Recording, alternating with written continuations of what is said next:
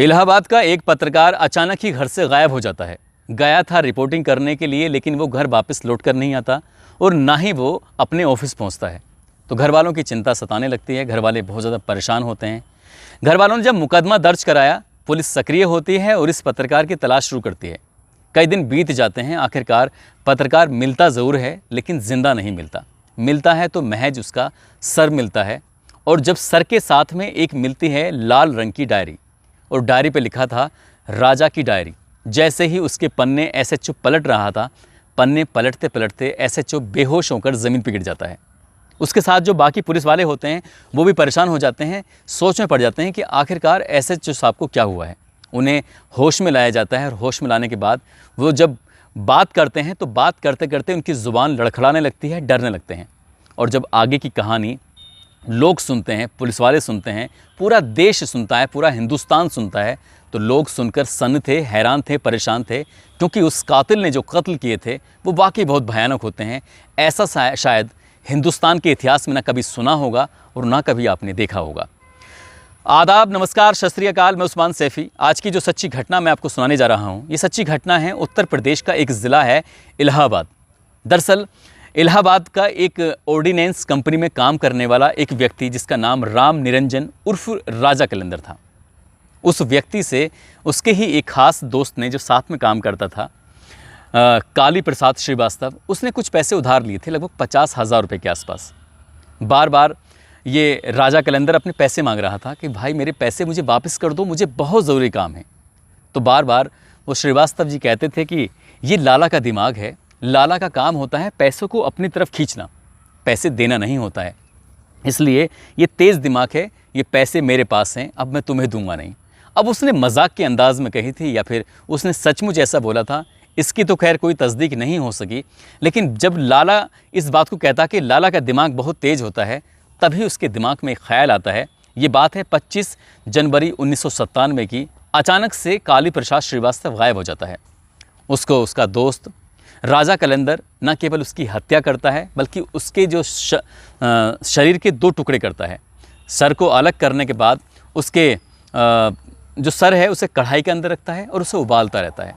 उबालने के बाद पूरा उबलता रहता है, और उबलते उबलते जब बिल्कुल वो पानी गाढ़ा गाढ़ा सा हो जाता है, तो उसका सूप बनाकर बड़े इत्मीनान के साथ, तसल्ली के साथ उस सूप को पीता है।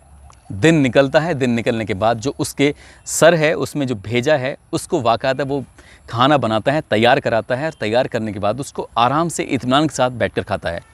बाकी के जो शरीर का हिस्सा है, धड़ है, उसे या तो काट पीट के ज़मीन में दफना देता है या किसी नदी में फेंक देता है। इसी तरह से उसको ठिकाने लगा देता है। कुछ दिन बीत जाते हैं और उसी की फैक्ट्री में एक काम करता था मोहम्मद मोइन। मोहम्मद मोइन ने भी 25,000 रुपये इस राजा कैलेंडर से उधार लिए थे।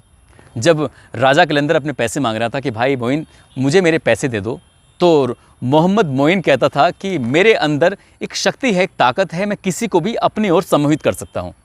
जब ये बात उसने सुनी तो उसका दिमाग लगा कि क्यों ना कुछ इसके साथ भी वैसे ही किया जाए। तो उसे वो अपने एक फार्म हाउस पे बुलाया, और फार्म हाउस पे बुलाने के बाद उसके साथ भी उसने वैसा ही काम किया। उसकी हत्या की, और हत्या करने के बाद उसका सर और धड़ जो था दोनों अलग किए, कढ़ाई में उसके सर को उबाला, और जब तक उसका जो पानी था वो गाढ़ा गाढ़ा नहीं हो गया, गाढ़ा गाढ़ा उसने पानी पिया। और अगले ही दिन निकला, नाश्ते में उसने उसके भेजे को फ्राई करके बाकायदा रोटी के साथ अपने खा जाता है। 2 जब उसने कत्ल किए, और उसके बाद उसके अंदर से ये ऐसी चीज़, ऐसे बात महसूस होने लगी कि तू राजा है, तू बड़ा आदमी है, तो अब न्याय कर सकता है। वो आदिवासी समाज से बिलोंग करता था, तो अपने समाज के कुछ लोगों के वो फैसले करता था। इसका असली नाम होता है राम निरंजन। तभी उसके जो फैसले करता था, तभी लोग उसको जो कुछ बात करते थे वो कहता था कि मुझे तुम राजा कहा करो, मैं राजा हूँ, राजा कैलेंडर हूँ। यहीं से उसका नाम ईजाद हो जाता है, नाम पड़ जाता है, और धीरे धीरे करके ऐसे ही वक्त गुजरने लगता है। और उसके बाद जब ये लगातार ऐसे ही काम कर रहा था, लेकिन जब कुछ वक्त गुजर जाता है, क्योंकि ये एक भी मामला, एक भी हत्याएं खुल नहीं रही थी, धीरे धीरे करके उसने 14 लोगों के मर्डर कर दिए थे, 14 लोगों का कत्ल कर दिया था। तब कहीं जाकर एक पत्रकार अचानक ही 14 दिसंबर 2001 को लापता हो जाता है।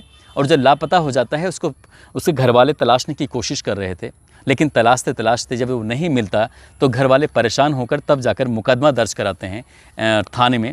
और पुलिस वाले कई दिनों की मशक्क़त के बाद, कई दिनों की कोशिश के बाद उसके जो मोबाइल नंबर होता है, इसकी कॉल डिटेल जब निकलवाई जाती है, तो कॉल डिटेल निकलवाने के बाद पता चलता है कि उसको आखिरी फ़ोन जो आया था 14 दिसंबर की रात लगभग 12:57 के आसपास इलाहाबाद के एक शंकरगढ़ी थाना है, उसका एक गांव लगता है हिनोती, वहां से फ़ोन आया था।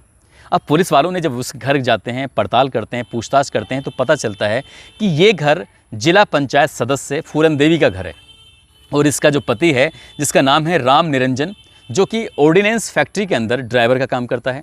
पुलिस वाले जब इनसे पड़ताल करते हैं तो वो सही जवाब नहीं दे पाते और फिर पुलिस सख्ती से पूछताछ करती है।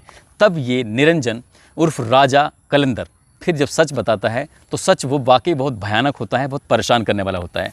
वो लेके जाता है, एक इलाका है नैनी इलाके की तरफ, पिगरी फार्म हाउस, जो उसका खुद का बनाया हुआ था। उस पिगरी फार्म हाउस में वहाँ पर उसके कुछ सूअर वगैरह पल रहे थे, वो सूअर भी पालता था और वहीं पर वो ज़्यादातर रहता था। वहाँ लेके जाता है तो वहाँ पत्रकार के सर मिलता है, बाकी हिस्सा नहीं मिलता। और जो उससे पूछा जाता है कि पत्रकार को तुमने क्यों मारा, तो वो कहता है कि 1997 में उसके खिलाफ़ एक मुकदमा दर्ज हुआ था, इस पत्रकार ने कुछ ज़्यादा ही इंटरफेयर किया। पुलिस वाले इसकी बात ज़्यादा मानते थे और पुलिस वालों ने उसको बहुत ज़्यादा परेशान किया। उसी दिन इसने फैसला कर लिया था कि ये इसे किसी भी कीमत पर छोड़ेगा नहीं और उसको इस सब कुछ करने के लिए लगभग 3 साल का समय लगता है और 3 साल बाद वो अपनी इस बेइज्जती का बदला लेता है और अपने ही फार्म हाउस पर, यानी 15 दिसंबर 2001 की शाम, जब वो लोग ताप रहे थे, आग को सेक रहे थे, आग को सेकते सेकते पीछे से वो गोली मारता है और गोली मारने के बाद उसके शरीर को, उसके सब को धड़ से अलग कर देता है। साथ ही उसके प्राइवेट पार्ट को पूरी तरह से काट कर, और एक उसके पास सुमो कार होती है और सुमो कार को के में बाकी शव को रखने के बाद मध्य प्रदेश के रीवा के जंगल में जाता है और वहाँ जाकर उसके शव को ठिकाने लगा देता है, क्योंकि अलग अलग टुकड़े करके इधर उधर फेंकता है। पुलिस वालों को इसके शव के टुकड़े मिल जाते हैं और उसी की निशानदेही भी मिलते हैं।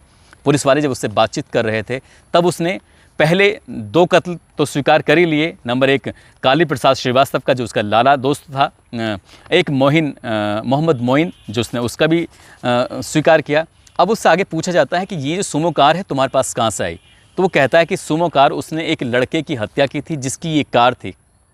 उसकी हत्या भी उसने इसी अंदाज में की और हत्या करने के बाद कार को अपने कब्जे में ले लिया और उसके शव को, उसके शरीर को भी उसने ठिकाने लगा दिया। जब पुलिस वाले उससे पूछताछ कर रहे थे और उससे बातचीत करने की कोशिश कर रहे थे तो वो बताता है कि उसने एक अपने पड़ोस में एक ब्राह्मण रहता था, उस ब्राह्मण का भी उसने मर्डर कर दिया। क्यों? क्योंकि वो बहुत ज़्यादा खाता था, बहुत ज़्यादा मोटा था।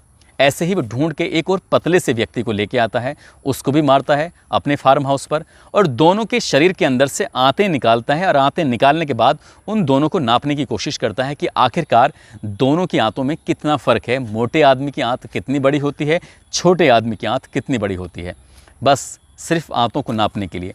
लेकिन उसे एहसास होता है कि उसने जो किया है वो गलत किया है। एक ब्राह्मण को इस तरह से नहीं मारना चाहिए था।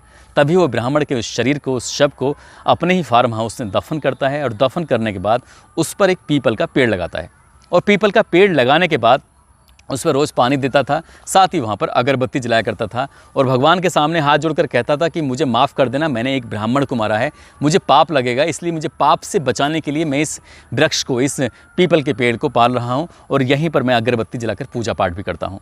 ये बात सुनकर पुलिस वाले वाकई सन्न रह जाते हैं, हैरान रह जाते हैं कि एक व्यक्ति आखिरकार इतना हीनियस कैसे हो सकता है। उसने कार को लूटने के लिए एक उसके ड्राइवर को मार देता है, उसको कब्जा कर लेता है। यही नहीं, जो अगली बात वो बताता है वो इससे भी भयानक होती है। दरअसल उसे इलाहाबाद से लखनऊ जाना था और लखनऊ जाने के लिए उसने रोड पर खड़े होकर, एक उसके जान पहचान की एक गाड़ी थी, एक कुछ लोग थे वो जा रहे थे लखनऊ की तरफ, उनको हाथ देता है, हाथ देकर कहता है कि मुझे लखनऊ जाना है, आप मुझे अपनी गाड़ी में बिठा लो। लेकिन वो उसे गाड़ी में नहीं बिठाते हैं, मना कर देते हैं। जब वो लखनऊ से वापस लौट के आते हैं तो बारी बारी से उन तीनों को भी मार डालता है और इस तरह से उसने 7-8 अफराद उसने कबूल किए। और इसके बाद उसकी जो डायरी होती है, उस डायरी के अंदर 14 नाम लिखे होते हैं और 14 के 14 लोगों को वो इसी तरह से मारता था। मारने के बाद उनके धड़ को, शरीर को अलग करता था और उसमें कढ़ाई में रख के उसका सूप बनाकर पी जाया करता था और कुछ हिस्सा जो होता था उनके मीट का, वो शरीर का, वो अपने सूअरों के बाड़े में फेंक दिया करता था या फिर ज़मीन में दफना दिया करता था या नहर में फेंक दिया करता था या जंगल में फेंक दिया करता था। इसी तरह से जब पुलिस इस मामले की जांच कर रही थी तो जांच करते करते पता चलता है कि उसकी पत्नी का नाम असली गोमती देवी होता है लेकिन वो अपनी पत्नी को राजनीति में लाना चाहता था और इसीलिए उसने अपनी पत्नी का नाम फूलन देवी रख दिया। जब फूलन देवी अपनी पत्नी का नाम रखता है, इत्तेफाक से वो जिला पंचायत का इलेक्शन लड़ती है और वो जीत जाती है। और जीतना ही उसके लिए बहुत बड़ा वरदान साबित होता है, क्योंकि वो कहता था कि वो राजा कलंदर है, वो फैसले क्या करता है, इसलिए लाला को मारा है, दिमाग तेज करने के लिए, उसने सम्मोहित करने के लिए मोहम्मद मोइन को मारा है। इसीलिए जो उसे अच्छा लगता था कि कुछ इसमें अलग है। 14 के 14 लोगों को उसने ऐसे ही मारा था जिनमें कुछ ना कुछ अलग होता था। धीरे धीरे करके पुलिस ने जब उसकी पड़ताल की, पुलिस ने उसको गिरफ्तार किया, जेल भेजा।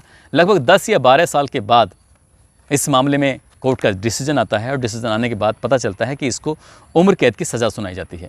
और जैसे ही उम्र कैद की सज़ा सुनाई जाती है और ये मामला अखबारों के माध्यम से, टेलीविज़न के माध्यम से दुनिया को पता चलती है, तो पता चलता है कि हिंदुस्तान में एक इतना हीनियस क्राइम करने वाला, इतना खूंखार व्यक्ति, जिसने अपने निजी स्वार्थों को पूरा करने के लिए हुए नहीं हुए ये तो नहीं पता, लेकिन उसने 14 लोगों की जान ले ली और एक पत्रकार से अपनी बेइज्जती का बदला लेने के लिए उसका भी उसने मर्डर कर दिया। धीरे धीरे ऐसी मामला चल रहा था, ये कहीं ना कहीं इतिहास के पन्नों में दफन होकर रहने वाला था। हालांकि बताते चलें कि इस को जब गिरफ्तार किया तो नैनी जेल में रखा गया, उसके बाद कुछ दिन ये लखनऊ की जेल में रहा, उसके बाद ये अब फ़िलहाल वर्तमान स्थिति में, वर्तमान परिस्थितियों में ये उन्नाव की जेल में है और वहाँ रह के गीता रामायण वगैरह पढ़ता है, उपदेश देता है, बढ़िया बढ़िया बातें करता है, कहता है कि मैंने ये सब नहीं किया, पुलिस ने मुझे फंसाने की कोशिश की है। लेकिन नेटफ्लिक्स ने इसके ऊपर एक वेब सीरीज़ बनाई है, इसके 3 पार्ट आ चुके हैं। अभी 7 सितंबर 2022 को वो रिलीज़ हुई है। वाकई बहुत दिलचस्प फिल्म है, इसीलिए ये कहानी, ये किस्सा मैं आपके सामने लेके आया ताकि आप लोगों को बता सकूं, दिखा सकूं कि आखिरकार हमारे हिंदुस्तान के अंदर इतने इतने खूंखार लोग भी रहते हैं। दोस्तों, इस घटनाक्रम को सुनाने का उद्देश्य किसी को परेशान करना नहीं है, किसी का दिल दुखाना नहीं है, बल्कि आपको जागरूक करना है, आपको सचेत करना है। साथ ही जाते जाते कुछ लोगों के जन्मदिन हैं, जिसमें अर्शी हैं, रोशन खान दिल्ली से हैं, निधि सोम, संदीप कुमार, जगदीश बिश्नोई, प्रियाग सैनी मुजफ्फरनगर से हैं, हर्ष, प्रशांत माहेश्वरी, टोपू भास्कर छत्तीसगढ़ से हैं। इन सभी को जन्मदिन की बहुत सारी शुभकामनाएं, बहुत बहुत मुबारकबाद।